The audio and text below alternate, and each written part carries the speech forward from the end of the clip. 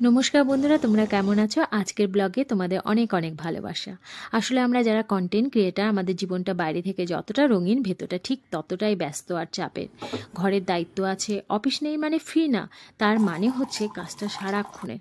সব কিছুর মাঝেই মাথায় ঘুরতে থাকে, ক্যামেরা ঠিক আছে তো, আলোটা কম নাকি বেশি, অ্যাঙ্গেলটা ভালো হলো তো, আর তারপর তো আছেই এডিটিং। এই দেখো না, এত কিছু ঠিক রাখতে গিয়ে আজ ব্রেকফাস্টটাই করা হয়নি।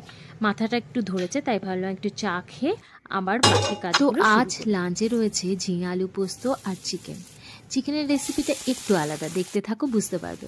লাস্টে একটা সিক্রেট ইনগ্রিডিয়েন্টস দিয়েছিলাম। বাঙালির দুপুর মানেই তো ভাত, ভাত না হলে চলে না। আর হ্যাঁ, এই চাল ধোয়া জলটা আমি ফেলে দিই না, সোজা নিয়ে দিয়ে আমার ছোট ছোট গাছগুলোর গোড়ায়। বিশ্বাস করো, এটা কিন্তু খুব উপকারী। আমার ইনডোর প্লান্টসগুলো অনেকটা ফ্রেশ আর গ্রিন আছে এইটুকুখানি যত্নে। তো এই চিকেনের রেসিপিটা না আমি সোশ্যাল মিডিয়াতে দেখেছিলাম, তো আজ ট্রাই করলাম। সত্যি খুব টেস্টি, আর আমার দুই মেয়ে খুব পছন্দ করেছে খেয়ে। এখানে রসুন কোয়া দিয়েছি কিন্তু গোটা, আর যেমনি পেঁয়াজ আদা দিই তেমনিতেও দিয়েছি।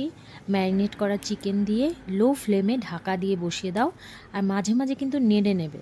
লাস্টে ফ্রেশ লেবু পাতা দিয়ে দাও। এটাই হচ্ছে সিক্রেট ইনগ্রেডিয়েন্টস। আর শেষে গরম মশলা গুঁড়ো দিয়ে নামিয়ে দাও। ট্রাই